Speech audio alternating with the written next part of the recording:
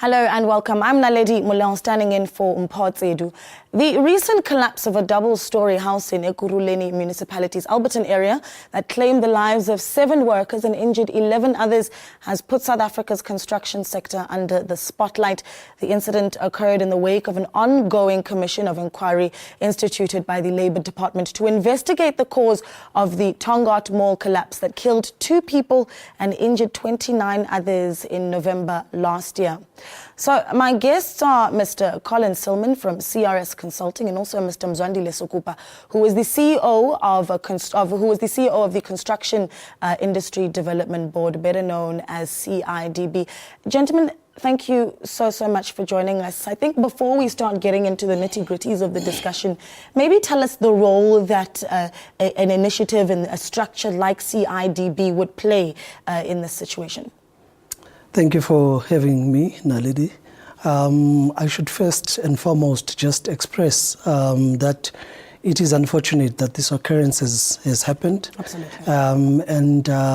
As leader in construction industry, the CIDB is very saddened by this occurrence and will, within its mandate, do whatever it is required to do in terms of dealing with the culprits. Right, I think it's important. Apologies, continue.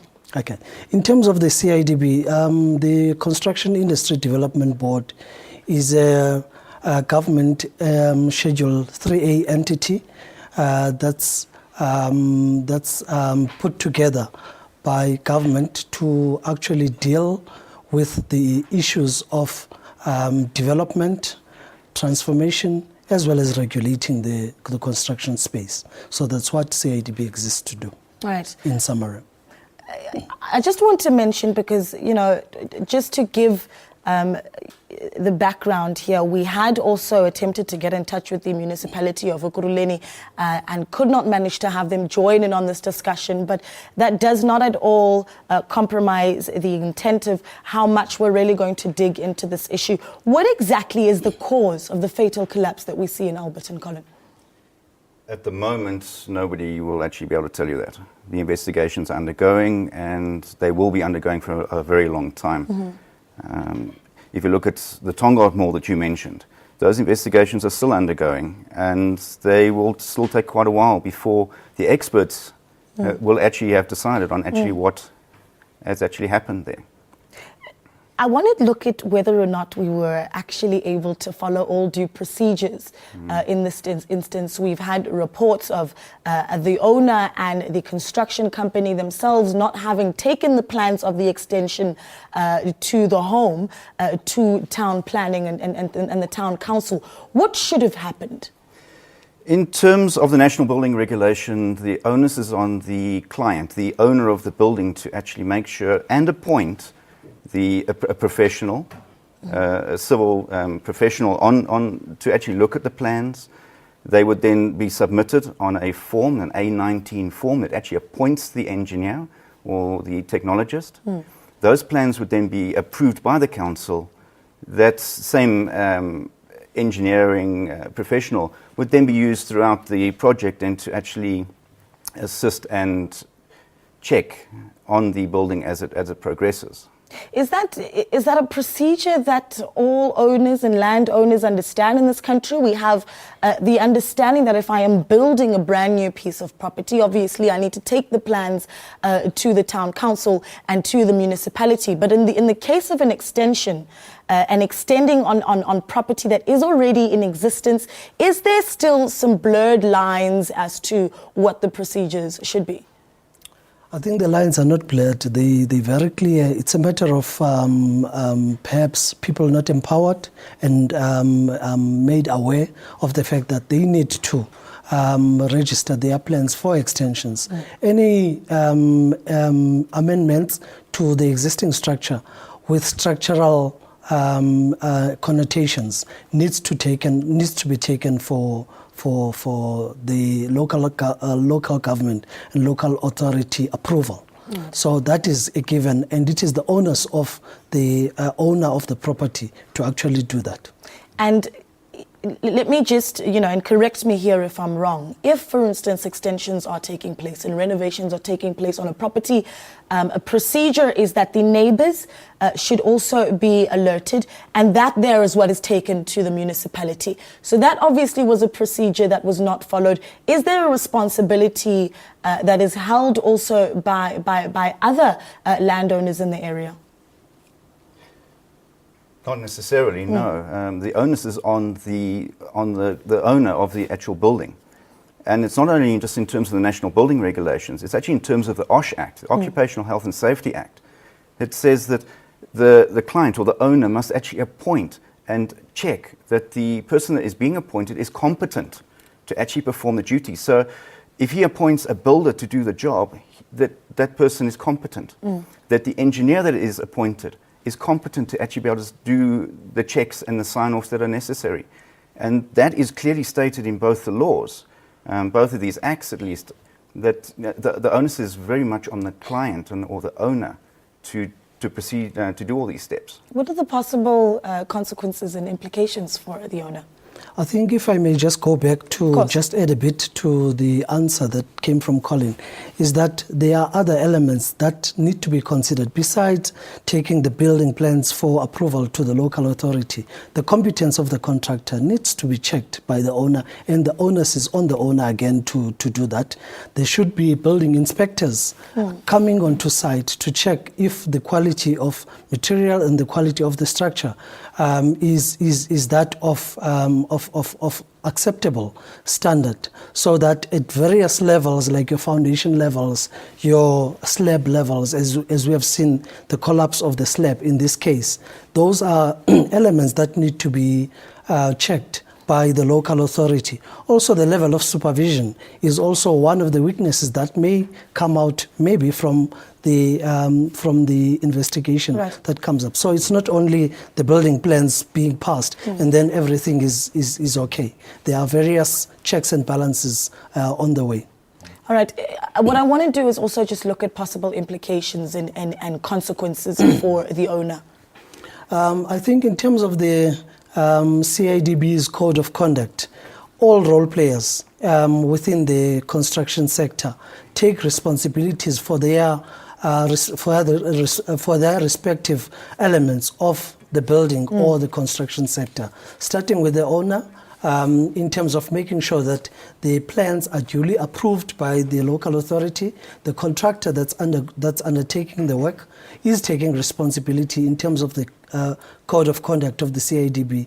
The competent person, who's the engineer, who has to ensure the structural integrity of the structure, also is covered in terms of the code of conduct of the CIDB, up to the employee who's actually doing the work in terms of the work that they do, are also covered in terms of the code of conduct. So if there is any violation that has been found through the investigation of the code of the CIDB, CIDB is mandated to act in that regard. All right, and I'd want to know what that would mean if the CIDB is then mandated to act. But I think we'll get into that after the break. Question time takes a break. Don't go anywhere.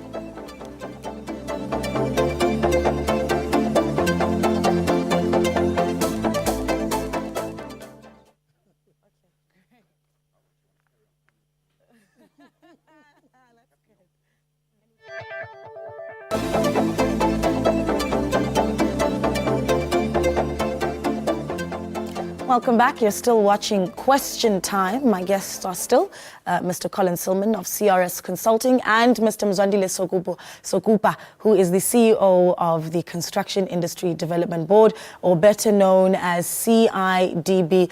You wanted to comment on the point that was made by Mzwandile before the break, and I'll give you an opportunity to do that before we start making comparisons with Tongaat.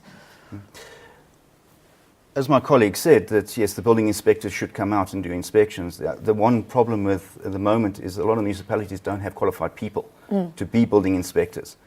In terms of the laws and the acts, they have to have a certain qualification, but they don't have to be professional.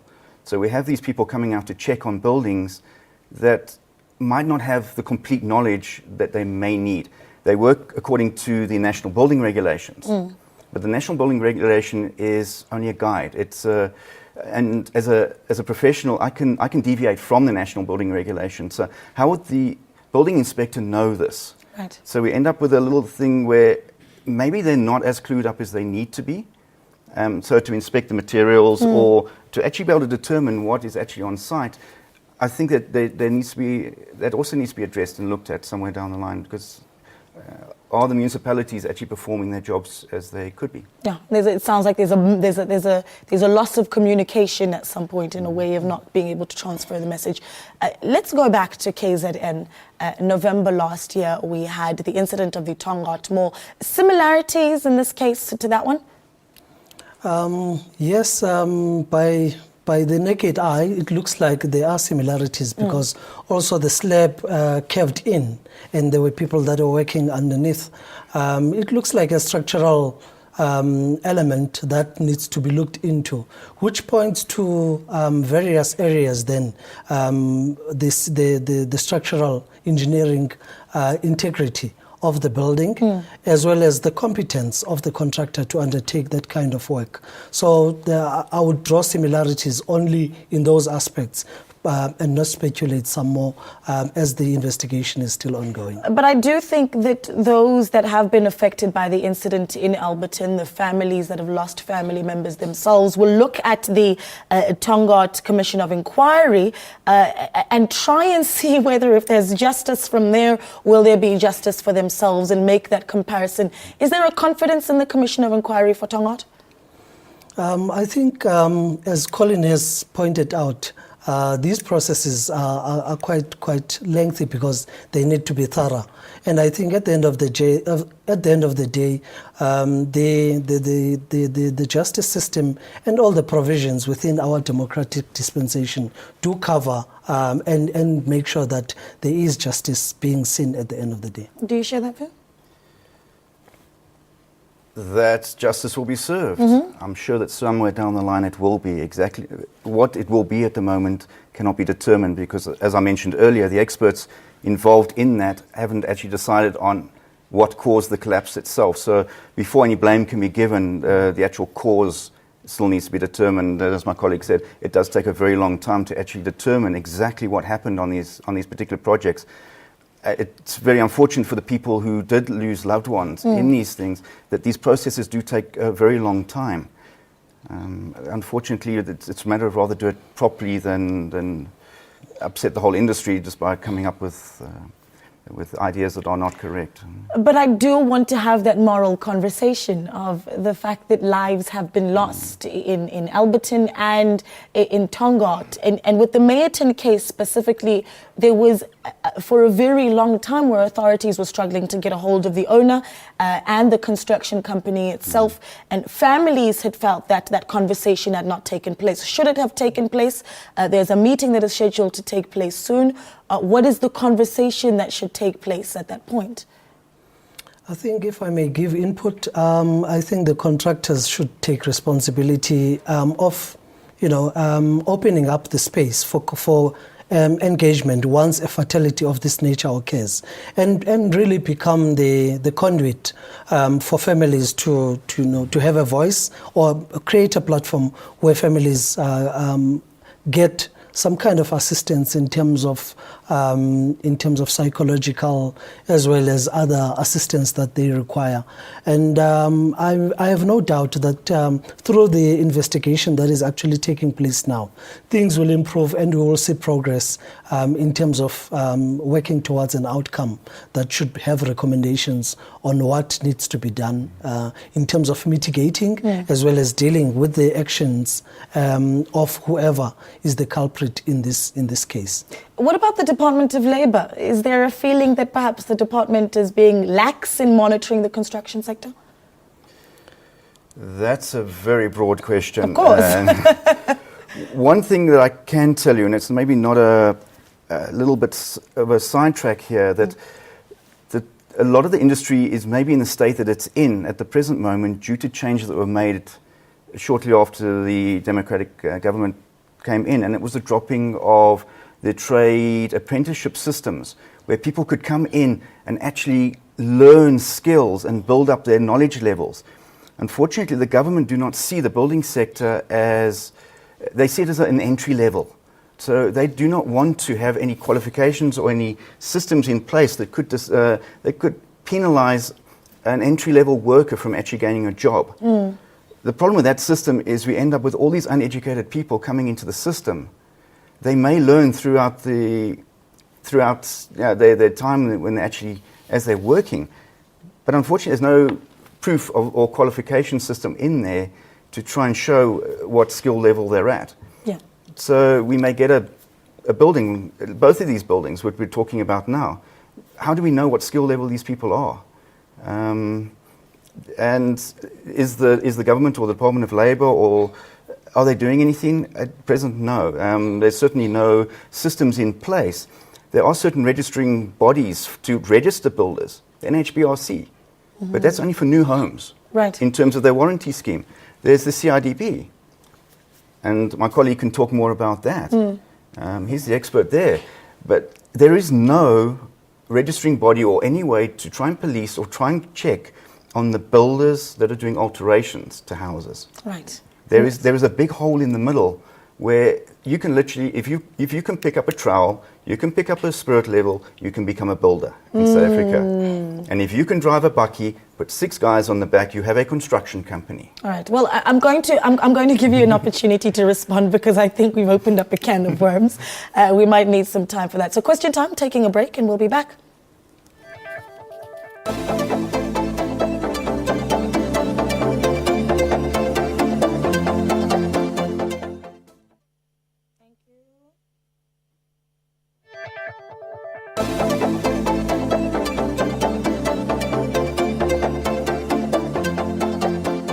Welcome back. You are still watching Question Time, still in conversation with Colin Silman of CRS Consulting and Mzwandile Sokupa of the Construction Industry Development Board, better known as CIDB, looking at specifically the collapsed building in Alberton and also just across the construction sector, some of the challenges that we're still facing and the work that needs to be done there. Before the break, Colin, you made the point around the mission that South Africa's taken on to meet quota in various sectors, perhaps presenting the challenges of whether or not we have the right skills in those sectors, and you wanted to step in there. Yes, I would argue that the depletion of skills within the construction industry cannot be attributed to the democratic dispensation coming into being, but rather other aspects such as industrialization, commercialization, use of machinery instead of a labor component and skilled labor as such, and therefore would really shy away from making an explicit statement in that regard. But also, I think if we were to regulate the entry into the building or the construction industry, we stand a chance of over-regulating to an extent that we become exclusionary, and it becomes very difficult for entry into the construction space and for people to start trading as small and medium enterprises. But would it then be unfair still to say, and that, keeping the doors open for opportunities for different kinds of South Africans is a fair discussion and a fair argument, but are we also not overlooking the fact that this is very much a sector that is ridden with corruption? Yes, corruption, but in the examples that we're talking about now, of Tongaat as well as this is an owner who wants a house being built and sourced a builder themselves to actually build the house in terms of the example in Meyerton. And I think, as we have said, it's the onus of the home owner to check the credentials, to check the track record and the capacity of the contractor to undertake the work that they want done. Government has got their checks and balances in terms of checking the contractors that come in to do work at various levels and at various scales of government work. So I think in the private space where the owner now needs to take responsibility, that responsibility needs to be taken there. Do you agree? I agree, yes, in my opinion, definitely. South Africa's got a little bit of a thing at the moment for lowest cost.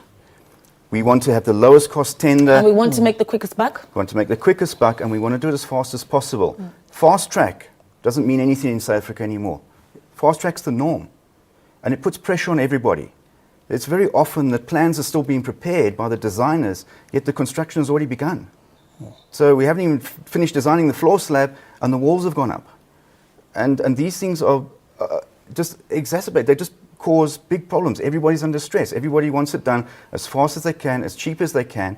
And then our skill levels of the people, as I mentioned earlier, in my opinion, are just too low. All right. Well, from an engineering point of view, you've got the construction company that says, oh, no, we blame it back on the, and I was asking during the break whether it's a tremor or an earthquake or a seismic event. But do we blame it on that? Is it an argument that is going to hold water? It depends what you're looking for, as far as an answer. I mean, when it comes to a seismic event, yes, houses should be designed to be able to accommodate those kind of events. And they are in the codes. Do the builders build them, or do the designers implement them? It's very hard to say. Engineers registered through EXA, be it a professional engineer or a professional engineering technologist, they're registered in terms of the Act, the Engineering Act. They have a code of ethics that they have to abide to. So they try their best, because at the end of the day, it's their name on the line. They've got a very, very strict code of ethics. Unfortunately, the builders and the contractors don't have the same thing. So whilst the engineers are against, between the code of ethics and the owner pushing them on, it's a bit of between a rock and a hard place. And at the moment, where's the recourse? Perhaps not the best thing to say in this situation, a rock and a hard place, a little bit of a dangerous Yes. But what I want to do maybe is just, quickly talk about just how impartial our inspectors really are. And I think more than anything, this is an opportunity to understand how much corruption is still taking place, and also to give us reassurance that these are not going to be ongoing occurrences. Yeah, unfortunately, I think these are competencies that lie with the Department of Labour in terms of the investigation after the fact, but also the competence of the local government in terms of making sure that the plans are approved according to standards that are acceptable for these fatalities not to happen.